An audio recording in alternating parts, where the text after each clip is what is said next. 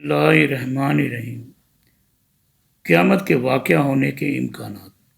سائنسدانوں کے مطابق یہ کائنات ایک دن ختم ہو جائے گی، اور ان کے مطابق اس کائنات کا اختتام 3 طرح سے ہونے کے امکانات ہیں، اور جن 3 طریقوں کی سائنسدان وضاحت کرتے ہیں وہ کچھ یوں: یہ کائنات اسی طرح سے ہمیشہ وسیع ہوتی رہے گی،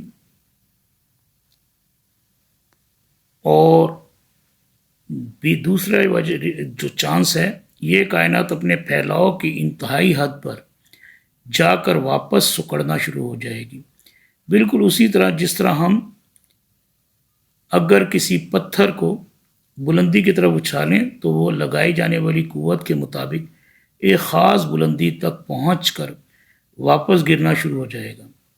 تیسرا چانس یہ ہے، کائنات ایک حد تک پھیلاؤ پر جا کر رک جائے گی اور اس کی رفتار آہستہ ہو جائے گی۔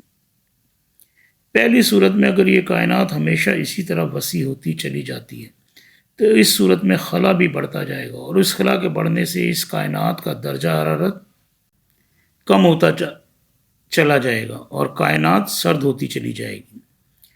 ہر شے سرد ہو جائے گی، اور اس سے زندگی بھی سرد ہو کر اختتام پذیر ہو جائے گی۔ زندگی کے اس طرح سے اختتام پذیر ہونے اور کائنات کی ایسی صورتحال نہ صرف قرآن پاک کی آیات سے متصادم ہے، بلکہ سائنسی اصولوں کے مطابق اس کے امکانات نہ ہونے کے برابر ہیں، بہت کم ہیں، کیونکہ اس کائنات میں گریوٹی تو موجود ہے۔ اب اگر گریوٹی ختم کر دی جائے تو پھر تو فار ایور ایکسپینڈ کرتی جائے گی، لیکن گریوٹی موجود ہے جو گریوٹی اس کائنات کو مزید وسیع ہونے سے روکتی رہے گی۔ اس میں تیسرا نقطہ بھی سائنسی لحاظ سے ممکن نہیں، کیونکہ رفتار سست ہونے پر بھی آخر اس کائنات کے پلٹ آنے کے امکانات ہیں۔ وہ اگر رفتار سلو ہو جاتی ہے تو وہ واپس آنی چاہیے۔ سلو ہونے کی وجہ گریوٹی ہی ہوگی نا۔ جب رفتار سست ہوگی تو بھی بڑی تیز رفتاری سے یہ کائنات واپس پلٹ آئے گی۔ جو دوسرا پوائنٹ ہے وہ بہت اہم ہے۔ ان تینوں نکات میں سے دوسرا نظریہ سب سے اہم ہے۔ ان تینوں نکات میں سے دوسرا نظریہ سب سے اہم ہے، جو سائنسی لحاظ سے بھی درست ہے اور قرآن پاک کی آیات سے بھی مماثلت رکھتا ہے۔ اس کائنات کا اختتام کیسے ہوگا؟ اس بات کو سمجھنے کے لیے اس کائنات کے آغاز کو سمجھنا ضروری ہے۔ سائنسی تحقیق میں یہ دونوں مضامین ایک دوسرے کے ساتھ متصل ہیں۔ کائنات کے اختتام کو سمجھنے کے لیے یہ ضروری ہے کہ کائنات کی ابتدا کو سمجھا جائے۔ یونانیوں کے دور سے لے کر موجودہ دور تک جتنی تحقیق ہوتی رہی ہے، سائنسدان یہ سمجھتے رہے ہیں کہ یہ کائنات ہمیشہ سے ہے اور ہمیشہ رہے گی۔ کچھ اسی طرح کا نظریہ ہندوازم میں بھی ہے کہ کائنات بنتی بگڑتی رہتی ہے، لیکن یہ دونوں نظریے اب رد ہو چکے ہیں۔ اب موجودہ جدید نظریے کے مطابق یہ کائنات ہمیشہ سے نہیں ہے، بلکہ اس کا آغاز ہوا تھا اور اس کی ایک مدت بھی ہے جسے پورا کر کے یہ ختم ہو جائے گی۔ یہ کائنات نہیں نتھنگ سے شروع ہوئی اور اس کے بعد سے یہ مسلسل پھیل رہی ہے۔ اس پھیلاؤ کے دوران اس میں زندگی اور موت کی تخلیق بھی ہو رہی ہے، اور لاکھوں کروڑوں کہکشاؤں کے نظام اس میں بنتے اور بگڑتے رہتے ہیں، اور آخر میں کیا ہوگا کیا؟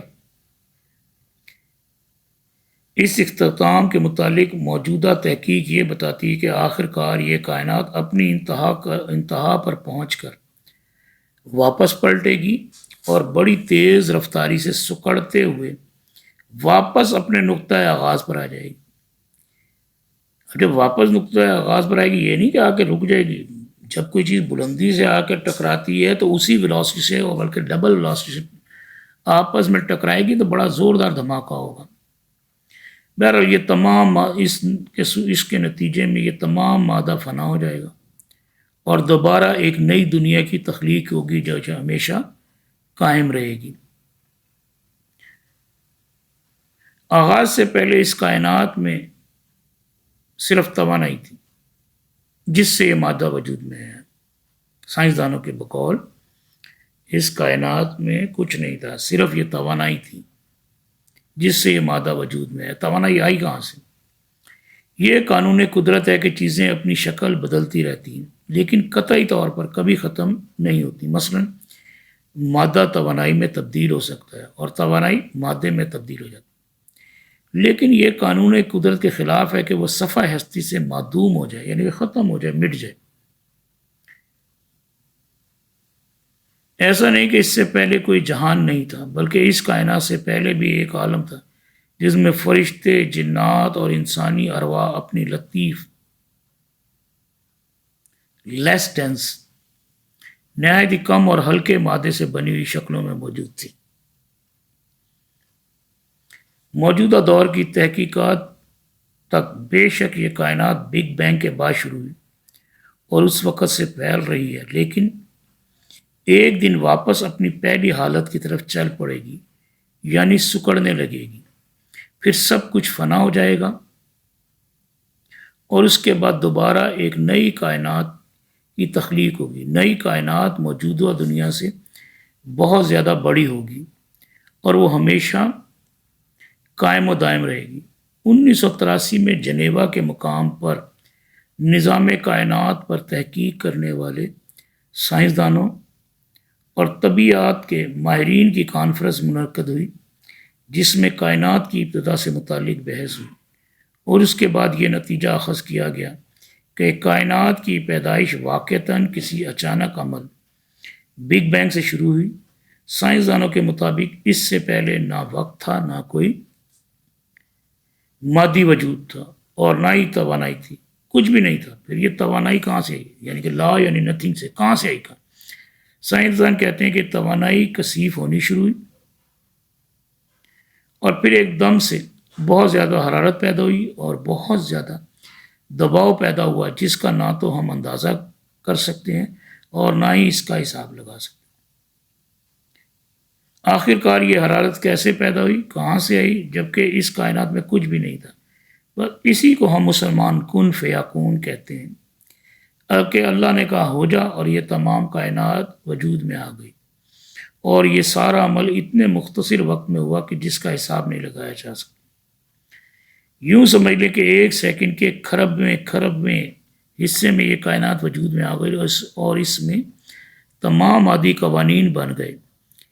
اسی کو تو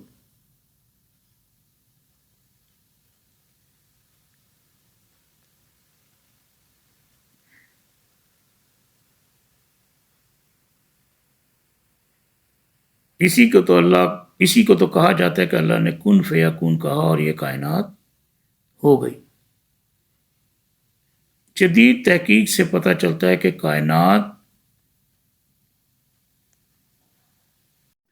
جدید تحقیق سے پتہ چلا ہے کہ اس کائنات میں ہمیں جو مادی وجود نظر آ رہے ہیں ان کے علاوہ بھی بہت سے مادی وجود ہیں جنہیں سائنسدان مادہ غیب یعنی کہ ہڈن میٹر کہتے ہیں۔ اس کی مقدار کا اندازہ تو نہیں لگایا جا سکا ہے، لیکن سائنسدان سمجھتے ہیں کہ ایسا مادہ اس کائنات میں موجود ہے اور اس کی مقدار کا اندازہ لگانا ممکن نہیں ہے۔